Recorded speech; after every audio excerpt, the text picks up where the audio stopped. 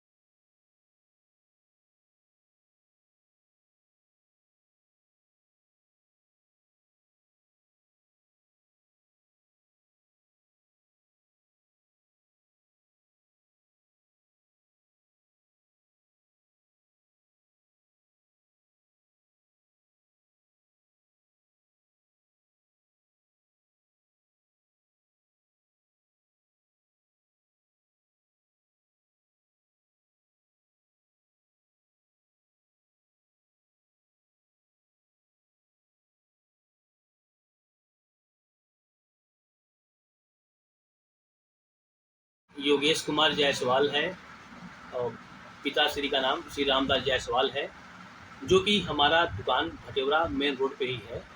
और हमारी 2 दुकानें हैं, एक किराने की, एक जय माँ विंध्यवासिनी ज्वेलर्स की। 2 दुकानें चलती हैं, जो कि 29 तारीख 7वां महीना 2024 को सुबह 9 बजे हम मिर्ज़ापुर दवा के लिए निकल गए थे और दुकान पे पिताजी अकेले थे। दोनों दुकान की देखभाल कर रहे थे और तकरीबन 9:40 पे एक अनजान व्यक्ति आया। उसने किराने की दुकान पे आकर उनसे बोला कि हमें कुछ सामान चाहिए। फिर उसने सामान दुकान पे न लेते हुए उसने ताका-झाकी ज्वेलरी की दुकान पे करने लगा। फिर पिताजी से पूछा कि दुकानदार कहाँ हैं? तो पिताजी बोले कि वो दवा के लिए गए हैं, वो मतलब कि आएँगे, करीब 3-4 बजे तक आएँगे। उसने बोला कि नहीं, हम उनसे बात किए हैं, हमें कुछ सामान दिखा दीजिए, वो आते ही होंगे।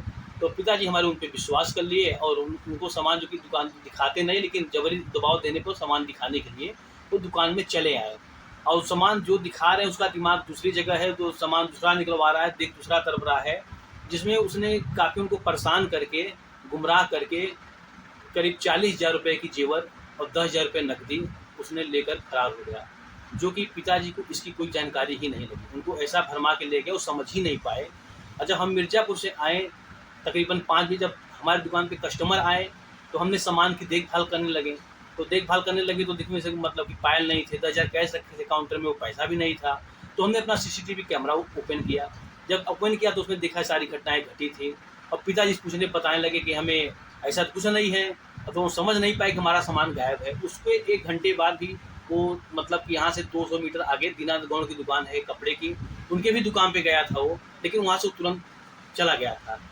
तो इसको घटना को देखते हुए हमने तुरंत अपना दूसरा लिखित कार्रवाई चौकी प्रभारी अष्टभुजा को जाके तुरंत दिया और उनसे हमने विनम्र निवेदन किया और कि इसकी कार्रवाई की जाए। और अतः विंध्याचल थाना प्रभारी और तथा उच्च पुलिस प्रशासन से मेरा विनम्र निवेदन है कि इस घटना को संज्ञान में लेते हुए उचित कार्रवाई करने की महान कृपा करें।